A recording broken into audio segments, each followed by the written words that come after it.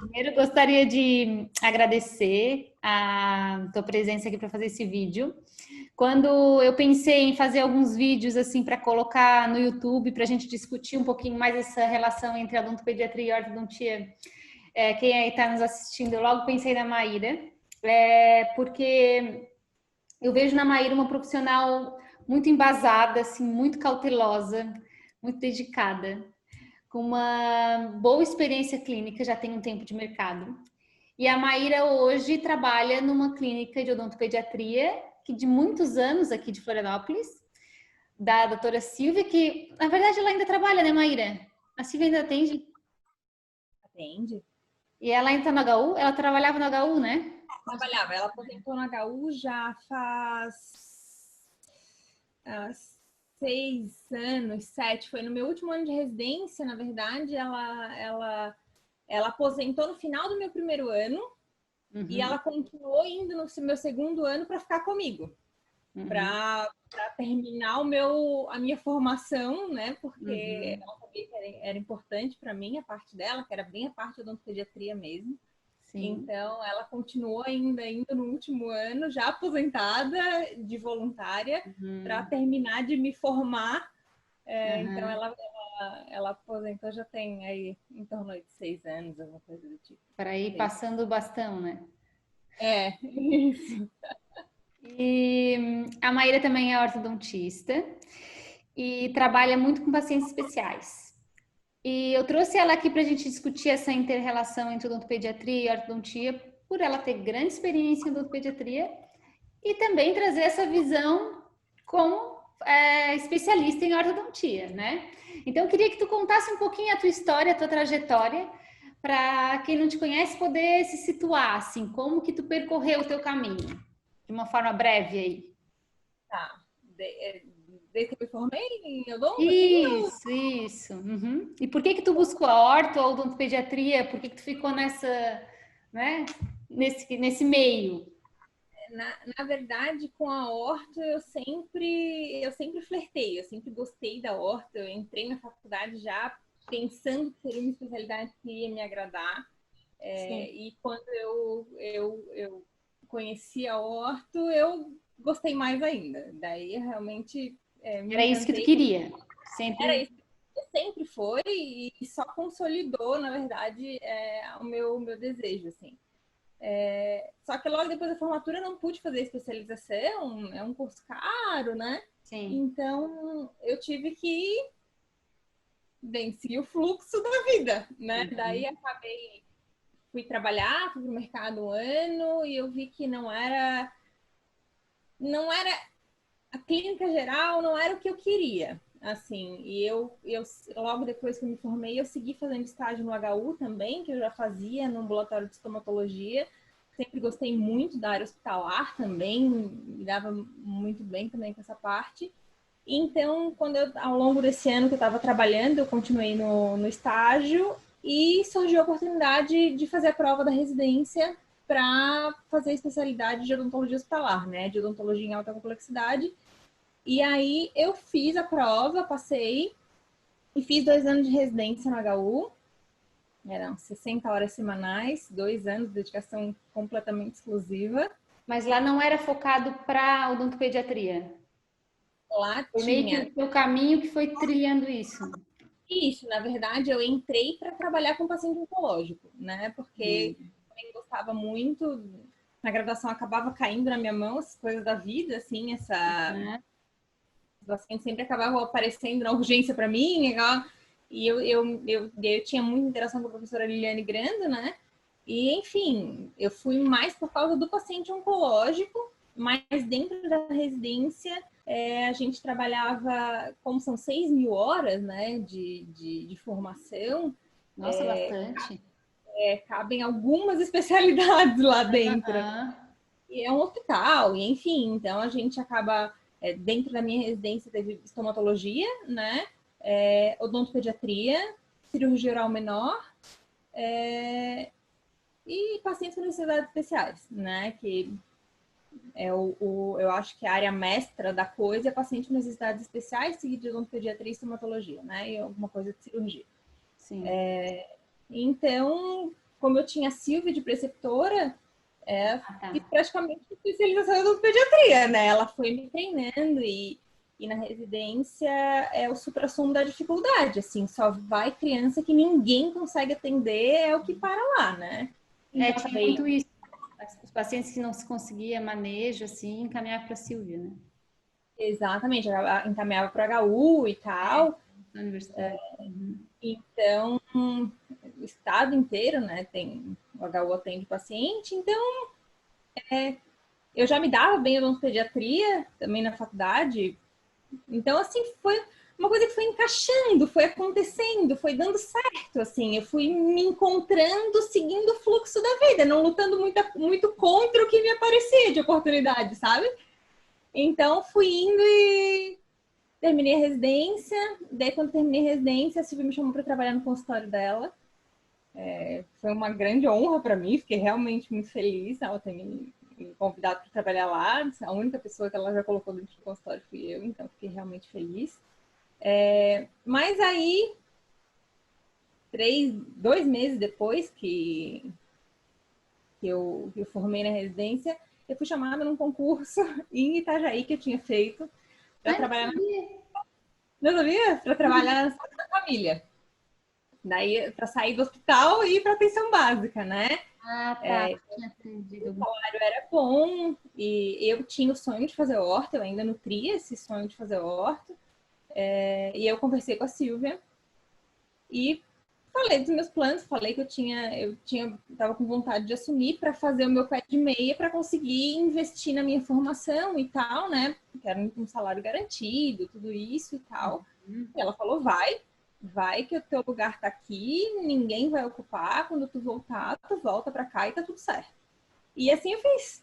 Eu trabalhava lá, daí na saúde da família, trabalhei na atenção básica 2 anos. Vinha para atender aqui aos sábados, para manter algum vínculo com o consultório, né? E assim eu fiz por 2 anos. Daí no último ano lá na saúde da família, eu entrei na especialização de orto, consegui uma autorização para compensar os horários, enfim. Nos últimos meses fiz essa lógica Itajaí Florianópolis, né? Saúde da família e a especialização. E daí pedi exoneração da saúde da família e vim daí definitivamente para trabalhar ali no consultório. E aí tô desde então. Tem coisas que estão destinadas, assim, pra gente, que, tipo, é isso, né? Exatamente, acho que foi assim, não. Eu acho que as áreas que eu tinha afinidade me encontraram. Acho que as coisas encontraram uma maneira de chegar até mim, sabe? Essa que é a verdade. As coisas foram acontecendo e eu fui me deixando levar. E deu certo. Hoje eu trabalho com as áreas que eu realmente amo, que é ortodontia, que é o que eu sempre quis fazer. Odontopediatria, que também é uma área que a minha mãe é professora, a minha mãe tinha escola, eu sempre vivi cercada de crianças, sempre vi nesse meio, então, que me era muito natural, né? E acabei deixando um pouco de lado a estomatologia. Hoje em dia já quase não atuo mais. No começo ainda atuava alguma coisa, fazia alguma coisa de biópsia, que eu gosto muito também. Mas hoje eu deixo a estomatologia para quem sabe e sigo tentando focar nas áreas que eu realmente me dedico e estudo para atuar, né? Que é ortodontia e odontopediatria. Joia, então vamos conversar um pouquinho aí sobre essa relação entre odontopediatria e ortodontia que tu vive aí no teu dia a dia. E eu separei aqui umas 3 perguntinhas para a gente poder, assim, de uma forma breve, trocar essa ideia. E o primeiro ponto, que eu pelo menos tive dificuldade, eu queria saber a tua opinião, é o quanto que tu se sentiu preparada como especialista em ortodontia, tendo cursado uma boa escola, tendo uma boa formação. O quanto você se sentiu preparada ao terminar o curso para atender crianças se não tivesse vivência em odontopediatria? O quanto que... Qual era o teu gap, assim, na ortodontia interceptiva ou na ortopedia funcional? O que que tu via mesmo como especialista, assim? Olha, se eu não tivesse vivência em pediatria, eu acho que teria sido mais complicado, assim. Eu já sabia aonde eu estava, eu já sabia qual era o foco do consultório. Eu já sabia que eu ia atender odontopediatria. Então, eu sempre busquei entender e estudar um pouco mais de ortodontia preventiva e receptativa. Mas fato é que a especialização de orto, ela não é voltada para o atendimento de criança. Não é. É voltada para o atendimento corretivo e é isso aí, assim. Eu acho que acaba sendo... aprende, lógico, a tratar mordida cruzada, fazer uma disjunção, ok, sim, usar máscara, sim, mas manejo de espaço, eu acho que é uma coisa que na especialização é um pouco pobre, não é o foco, né? O foco é trazer paciente de corretiva, tratar, botar colar bracket, passar fio, usar cantilever, não é fazer manejo do espaço, não é ir trazendo aquela criança, né? Então, tive aula, enfim, mas dizer que eu saí preparada, com certeza não, né? Para atender criança, assim, tive que... Sabe que te interrompi, mas eu tenho esse mesmo ponto de vista, assim, eu acho que depende muito, tu tens que buscar, quando quer fazer um curso, às vezes os alunos me perguntam, quero fazer um curso de ortodontia.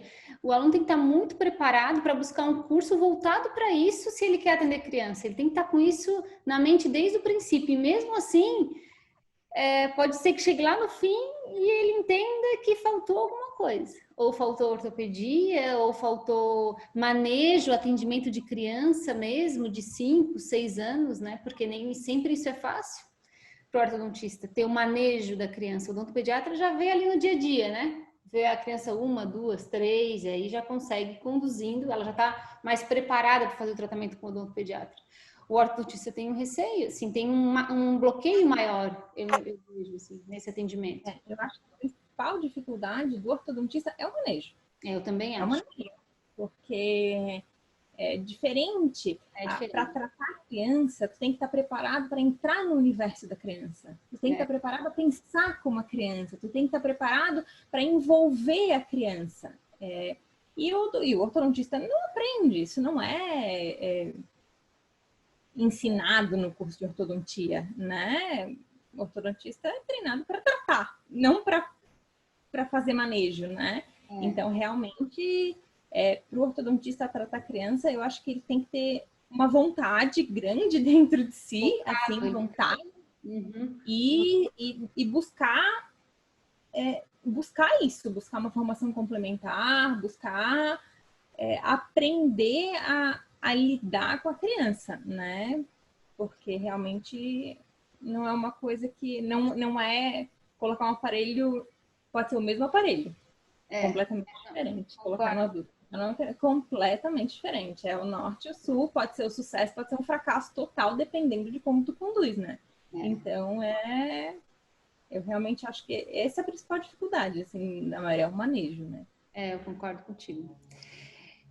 Um outro ponto que eu acho bem importante a gente discutir, assim, qual é a tua percepção em definir partes que tu atende crianças entre ortodontia ou ortopedia funcional? Se tu vê essa divisão como tão distante, ou se tu vê que tu consegue tratar com ortopedia quando tu vê indicação da ortopedia e que a ortodontia tem seu espaço. Como que tu vê isso sendo formada em ortodontia? Sendo formada como ortodontista, né? Sendo especialista em ortodontia.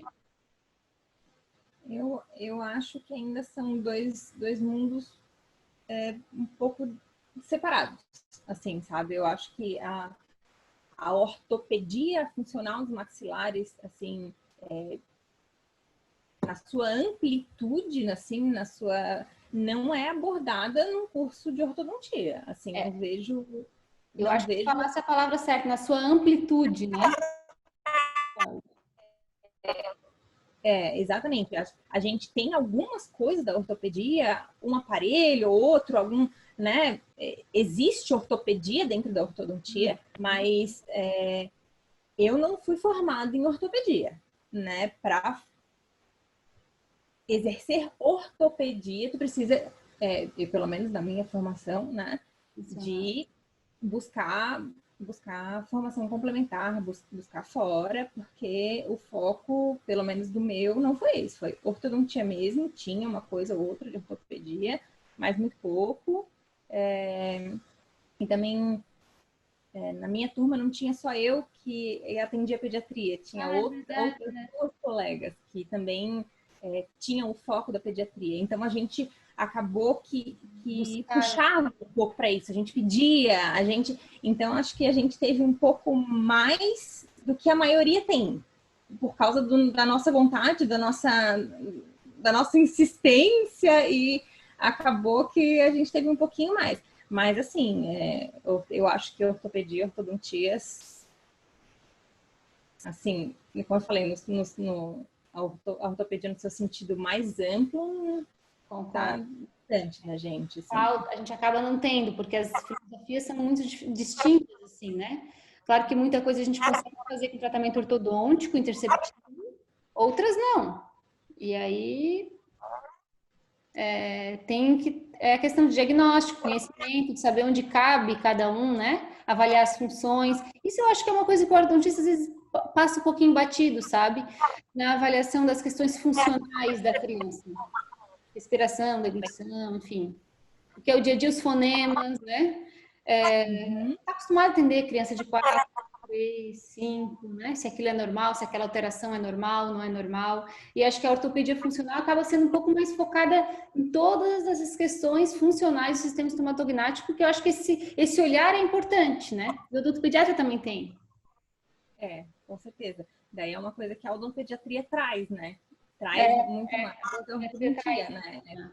O que é normal, o que é esperado em cada fase, como os fonemas, tudo isso, que a ortodontia não tem. Ela não contempla. Essa é a verdade. Não contempla, assim. Bom, Maíra, eu queria agradecer muito o seu tempo, sua disponibilidade. A internet aqui está oscilando um pouco, mas acho que deu para, assim, eu queria realmente trazer pessoas que os meus alunos pudessem se identificar com essas pessoas, com esses problemas e ver que tem uma trajetória, né, por trás de uma conquista, por trás de uma luta, assim, quando a gente, né, tá batalhando ali para o nosso dia a dia. Então, eu acho que tu conseguiu trazer isso, assim, dessa tua história. E eu tenho certeza que vai ajudar quem está em dúvida, assim, fazer odontopediatria ou fazer ortodontia, o que o curso vai trazer, ou quais são os nossos anseios e as nossas angústias nesse processo. Então, queria te agradecer muito por ter compartilhado aí um pouquinho disso tudo aí com a gente. Tá bom? Imagina, foi um prazer. Espero ter ajudado. Obrigada pelo convite. Eu que agradeço. Fiquei lisonjeada. E, enfim, precisando de qualquer coisa, sabe que eu tô sempre por aí.